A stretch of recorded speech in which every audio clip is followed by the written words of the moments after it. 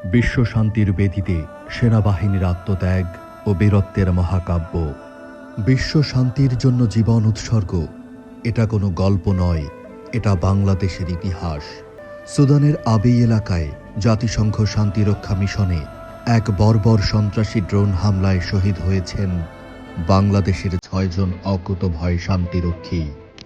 Corporal Mohammad Masud Rana, সৈনিক মোহাম্মদ মমিনুল ইসলাম, সৈনিক শামীম রেজা, সৈনিক Shanto Mondal, mess waiter Mohammad Jahangir Alam, laundry কর্মচারী মোহাম্মদ সবুজ মিয়া। এই বীর সন্তানদের নিথর মরদেহ ফিরে আসছে প্রিয় মাতৃভূমিতে। রাষ্ট্রীয় মর্যাদায় গভীর শ্রদ্ধা ও অশ্রুসিক্ত সম্মানে সম্পন্ন হবে তাঁদের অন্ত্যেষ্টিক্রিয়া। এই হামলায় আহত হন আরও ৮ জন বাংলাদেশি শান্তিরক্ষী। তারা সবাই মানবতার অগ্রসেনা।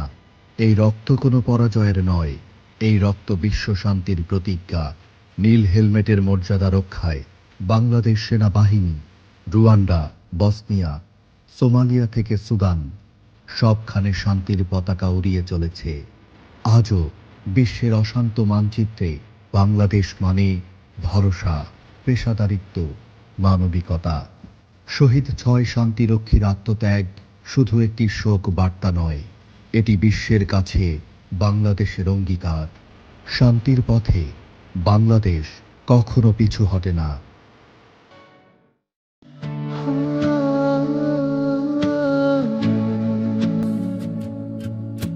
শান্তির পথে গিয়েছিলে দূর অচিন দেশে, পতাকা ছিল বুকে ধরা, চোখে স্বপ্ন ভরে।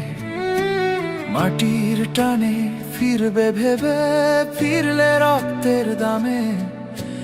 মার চোখে আজ নীরব কান্না, গর্ব আর শোকের নামে। শান্তি রক্ষা মিশনে গিয়ে জীবন দিলে ছয়ে সেনা। আমরা তোমাদের ভুলবো না, ভুলবো না কোনোদিন না।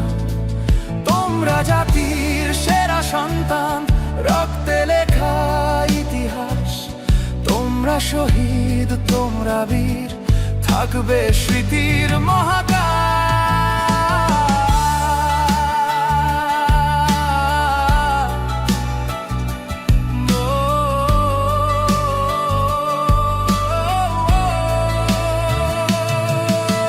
গুলির শব্দ, ড্রোনের আগুন থামেনি পার।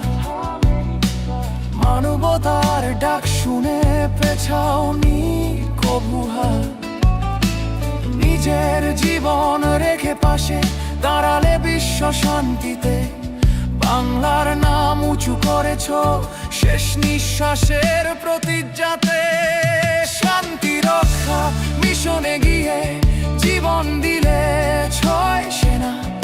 আমরা তোমাদের ভুলবো না, ভুলবো না কোনোদিন না। তোমরা জাতির সেরা সন্তান, রক্তে লেখা ইতিহাস। তোমরা শহীদ, তোমরা বীর, থাকবে স্মৃতির মহাকাশ।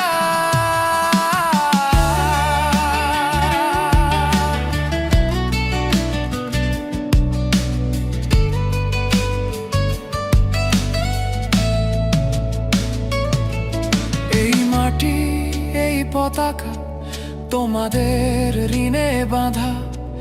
ঘরে ফেরেনি শরীর, ফিরে এলো গৌরব গাথা।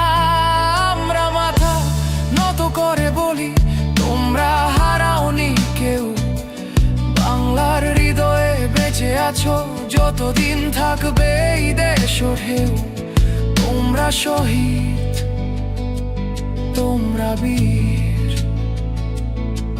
তোমাদের মনে রাখবে জাতি চিরকাল।